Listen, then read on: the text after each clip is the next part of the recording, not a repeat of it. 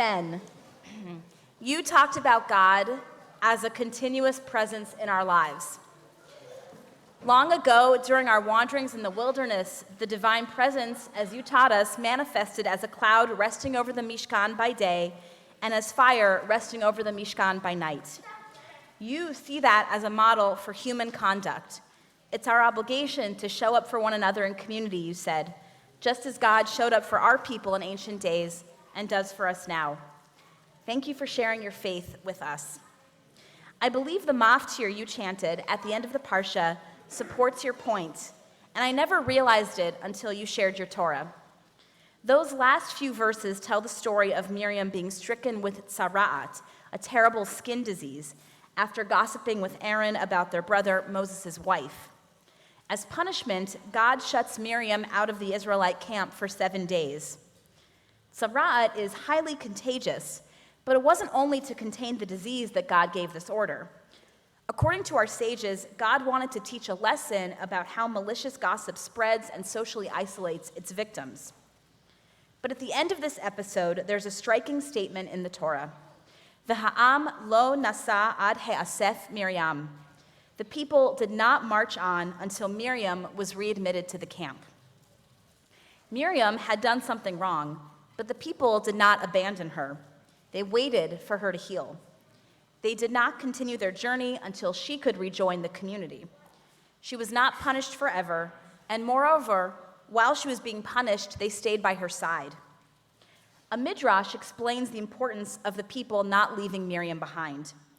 This was a fitting reward for Miriam, they taught, for she had demonstrated her own capacity for faithful support many years before. The Torah tells us that when Miriam was a young girl, her mother Yocheved, in a desperate attempt to save baby Moses from being killed, put him in a basket and set him down in the reeds on the shore of the Nile River. And the Midrash says that Miriam waited for an hour at the shore. As the verse states, his sister stood from afar to know what would happen to him.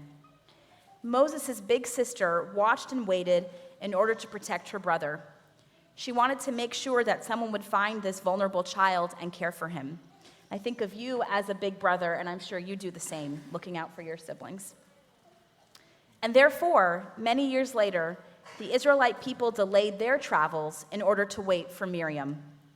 Like the divine cloud, like the divine pillar of fire, the Israelites stood by her. As God was a constant presence in the wilderness guiding the Israelites through dangerous terrain, the Israelites were present for Miriam, loyal and supportive as she endured her own time of trouble.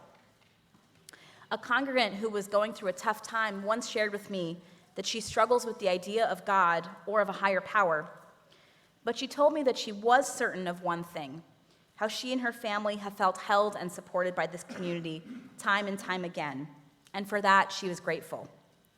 So often when we're walking through our own wilderness, it's presence that matters. The people who don't give up on us, who don't forget about us, who sustain us with quiet acts of care, who listen and show us we're not alone. Cloud and fire are by nature ephemeral. They exist for a few moments and then disappear.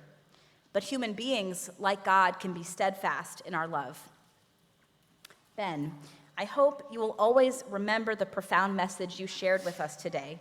May you continue to show up for your family, your friends, your teammates, and the Jewish community, offering support and encouragement when they need you, sharing their times of joy and sorrow.